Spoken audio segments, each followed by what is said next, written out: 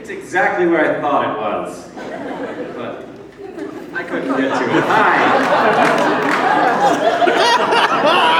I have to figure out which thing to plug into. I think that is actually what he said. Just to be clear. Those of us who are a little confused about physiology. Let's try and fix that. It's important to me that we all understand science, so sometimes I write songs about science. Science! This song is about science. It used to be about science and Amanda Bynes, but I cut the Amanda Bynes part out.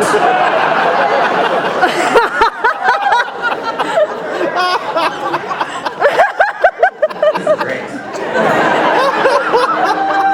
It's about quarks. Raise your hand if you know who quark is. Now, well, keep them up. Now, keep your hands up if you know what a quark is. Okay, that's good. That's good. That's good penetration. Now, keep your hands up if you understand what a quark is. We've got like one hand up, and I don't believe it. The song about quarks is called A Strange Charm. It's brand new. It's not on any of my albums, so you can't have it. A quark is a fundamental constituent of matter, observed in 1968 through deep electric scatter. We found that protons were more complex than we thought. We thought they were solid particles, but they are not. Protons, in fact, are made up of 3 separate pieces. It just gets more confusing as our knowledge increases. And that is what a quark is. It's a piece of a proton. And they also make up other things, including a neutron. Oh, up, down, strange charm, top, bottom. If you don't know what a quark is, it don't matter. You still got them. And with leptons and bosons, unless something's amiss, they make up everything that we can see and that we know exists.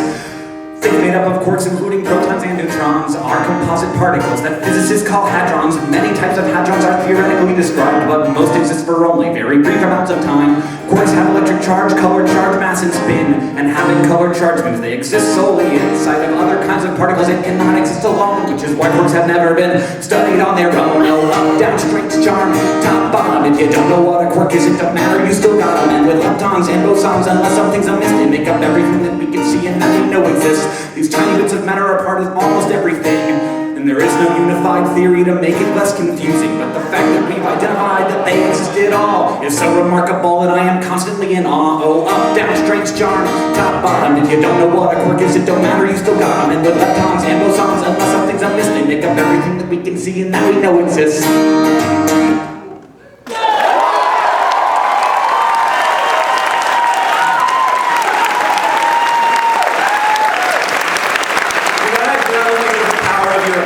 Pushing me over, because that was the mime I was going for. So we're going to switch gears from particle physics to evolutionary biology. Is everyone in favor of that? Okay. So there's this fish in the deep sea. It's called the anglerfish, and you've seen them. They have gigantic teeth and things hanging off of their head that make light. Which is just weird, right? But that's not the only weird thing about them, because sometimes turns out there's so much ocean and so few anglerfish that when a male anglerfish and a female anglerfish see each other, it's very important that they never part. Because it's very unlikely that a female anglerfish will see a male anglerfish at the moment in which she actually needs him, which is not very frequently, it turns out. I think some of us know what that's like. So when a male anglerfish sees a female anglerfish, he bites her, and that's not unusual. I mean, we all bite each other sometimes. But it is unusual in that the female anglerfish has an enzyme in her skin that dissolves the male anglerfish's flesh until he becomes a part of her body. Which, you know... I love my wife. I might go that route. I love you too!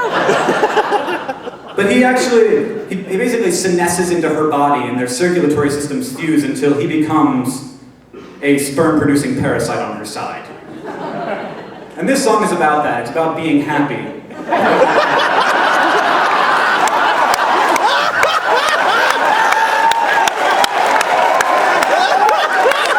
I honestly did not think that was a joke.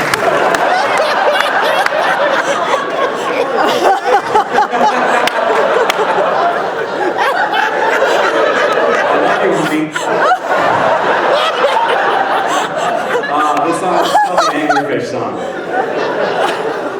it's true that I once went through life as a guy who always had to rhyme life with strife. Yes, I've been burned and I've been spurned, and through it all, my friends, I've learned that love is not about whether you get stabbed, it's how slow the knife gets turned.